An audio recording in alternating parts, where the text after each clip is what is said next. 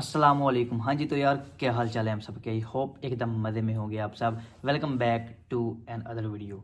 अच्छा यार, मैंने रिसेंटली एक वीडियो बनाई है लाइफ ऑफ बैचलर स्टूडेंट्स के ऊपर के जो बैचलर पे स्टूडेंट्स इधर आते हैं यूके के अंदर, उनकी लाइफ जो है वो इधर कैसी होती है, उनका जो कोर्स होते हैं उनकी ड्यूरेशन क्या होती है, उनके जो क्लासेस एक वीक में कितनी होती है, उनका पीरियड क्या होता है, उनकी जो है वो क्या क्या रिस्पॉन्सिबिलिटीज होती हैं, उनके लिए क्या क्या डिफ़िकल्टीज होती हैं, उनके लिए क्या क्या चैलेंजेस होते हैं यूके के अंदर आने के बाद जो बैचलर पे आते हैं। ज़ाहिर बात है बैचलर और मास्टर्स पे अच्छा खासा डिफरेंस होता है। तो मैंने वो वीडियो बनाई थी, तो उसके बाद मैंने सोचा एक मास्टर्स पे भी वीडियो बनाऊं कि जो मास्टर्स पे स्टूडेंट्स इधर आते हैं यूके के अंदर, उनकी लाइफ जो है वो इधर कैसी होती है, आसान होती है, मुश्किल होती है, उनके लिए क्या क्या रिस्पॉन्सिबिलिटीज होती हैं, उनके जो है वो किस तरह का असरअंदाज होती हैं चीज़ें यूके के अंदर। तो यार सबसे पहले अगर बात की जाए, जो मास्टर्स के स्टूडेंट्स होते हैं उनकी जो एज होती है वो ऑलमोस्ट 20+ होती है। ये डिपेंड करता है, अगर किसी का कोई गैप नहीं है, बिल्कुल एक वो लेवल पे आ रहा है, उसकी एज होगी वो 20, 21, 22 ईयर्स ओल्ड होगी। नॉर्मली जो है वो एक स्टूडेंट 16 जो है वो साल की उम्र में मैटर कर लेता है, तो उसके हिसाब से अगर चला जाए तो जो है वो मास्टर्स हो जाता है 21 ईयर ओल्ड या 22 ईयर्स ओल्ड मैक्सिमम। तो उस हिसाब से अगर देखा जाए तो जब वो अप्लाई करते हैं अपने कंट्री से मास्टर करने के बाद, तो इधर जब वो मास्टर्स अप्लाई करते हैं तो उनकी जो एज होती है वो 23 ईयर्स, ऑलमोस्ट 23 ईयर्स ओल्ड हो चुकी होती है। तो उनका जो मेच्योरिटी लेवल होता है वो अप हो चुका होता है। यानी जो बैचलर के स्टूडेंट्स होते हैं उनका जो मेच्योरिटी लेवल है उतना नहीं होता, जो मास्टर्स के स्टूडेंट्स होते हैं उनका जो मेच्योरिटी लेवल है वो ज़्यादा हो चुका होता है। वो जो चीज़ों को है बहुत जल्दी पिक करते हैं। एक्सेप्शन हो सकती हैं, बैचलर के स्टूडेंट्स भी कई ऐसे जो होते हैं बहुत मतलब जो इंटेलिजेंट होते हैं वो भी चीज़ों को जल्दी पिक करते हैं, लेकिन जो मास्टर के होते हैं वो ऑलमोस्ट 80-90% जो लोग होते हैं वो ज़्यादा चीज़ों को अच्छी तरह से पिक कर लेते हैं, उनको चीज़ें जो है वो जल्दी समझ आ जाती हैं। पहली चीज़ तो यार कि उनका मेच्योरिटी लेवल जो है वो बहुत अप हो जाता है। इसके बाद अगर बात की जाए कोर्स की, ये एक बहुत ही बड़ा बेनिफिट है यूके के अंदर। पूरी दुनिया में जो मास्टर्स का कोर्स है वो 2 साल का है, और यूके का ये बेनिफिट है कि इधर मास्टर्स सिर्फ 1 साल का है। यूरोप की बात की जाए, कनाडा की बात की जाए, ऑस्ट्रेलिया की बात की जाए, यूएसए की बात की जाए, हर जगह पे जो मास्टर्स है वो 2 साल का है, लेकिन यूके के अंदर मास्टर सिर्फ 1 साल का है। ये बहुत ही बड़ा बेनिफिट है। तो जो यूके के अंदर आ रहे होते हैं उनका जो मास्टर्स कोर्स है वो जो 1 साल का होता है, और जाहिर बात है उन्होंने जो फीस है वो 1 साल की ही देनी होती है। अगर बैचलर की बात की जाए, जैसे कि मैंने वीडियो में पहले बताया था, बनाई है जो, कि उनको 3 साल की फ़ी पे करनी पड़ती है, तो उनके लिए बहुत ही मुश्किल होता है। पहले साल की बड़ी मुश्किल से जो फ़ी है वो पे करते हैं, फिर दूसरे साल की शुरू कर देते हैं, फिर तीसरे साल की उनको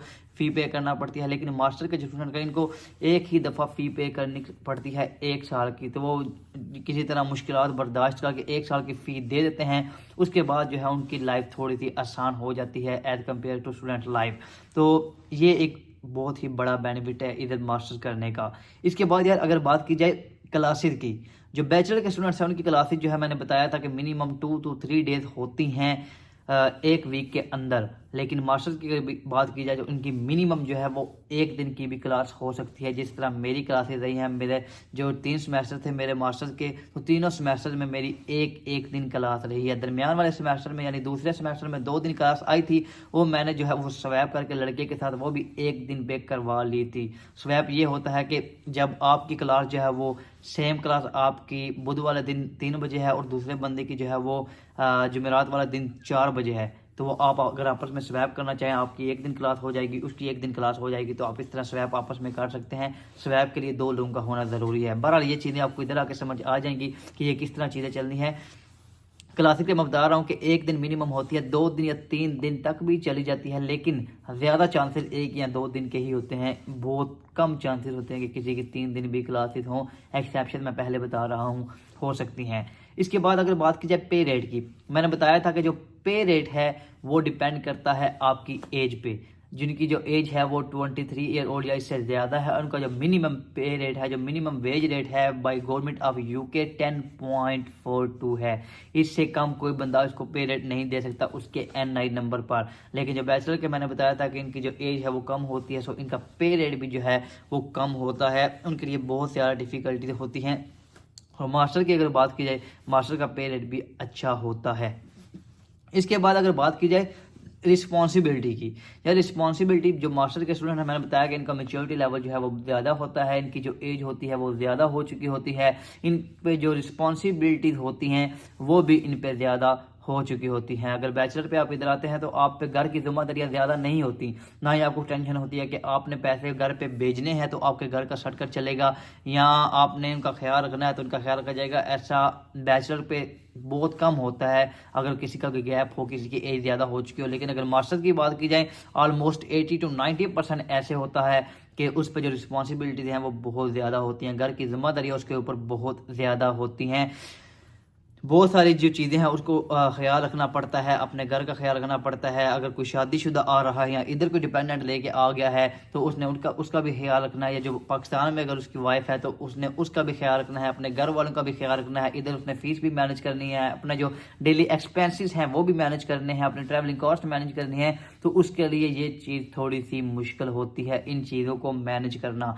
उसको सारी चीज़ें जो है वो एक साथ लेके चलना पड़ती हैं, तो उसको हर चीज़ जो है वो एक हिसाब से रखना पड़ती है as compare to bachelor. Bachelor का मैंने पहले बताया है कि उनके ऊपर इतनी ज़्यादा जिम्मेदारी नहीं होती जितनी कि एक मास्टर के स्टूडेंट के ऊपर होती हैं। लेकिन ओवरऑल अगर कंपैरिजन किया जाए तो मास्टर की जो लाइफ है इधर आसान होती है। आसान वो इस सेंस में होती है कि सिर्फ 1 साल होता है। अगर इसकी वैसे 1 साल के अंदर बात की जाए तो ये इतनी आसान नहीं है। स्टूडेंट की लाइफ आसान है ही नहीं कि आपने 1 साल के अंदर स्टूडेंट लाइफ में अपने एक्सपेंसेस मैनेज करने होते हैं, जिस तरह मैंने पहले बताया है, फीस मैनेज करनी होती है, सारा कुछ आपने इसके अंदर मैनेज करना होता है। स्टूडेंट लाइफ वैसे ही आसान नहीं है। लेकिन अगर मैं बात कर रहा हूँ 3 साल के मुकाबले में, जैसे कि बैचलर की है, उसके मुकाबले में अगर बात की जाए तो ये लाइफ आसान है।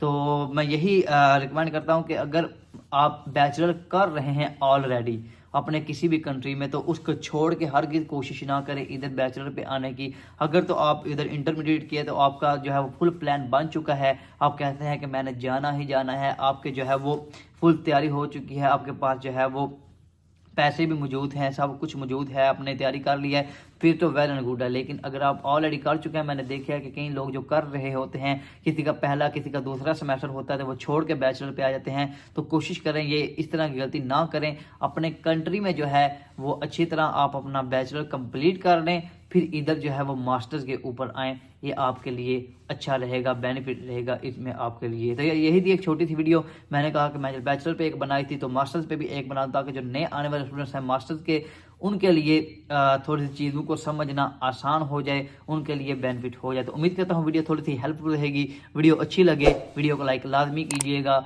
चैनल पर नए हैं तो यार चैनल को सब्सक्राइब करना मत भूलें। इंशाल्लाह मिलेंगे नई वीडियो के साथ, तब तक के लिए अल्लाह हाफिज़।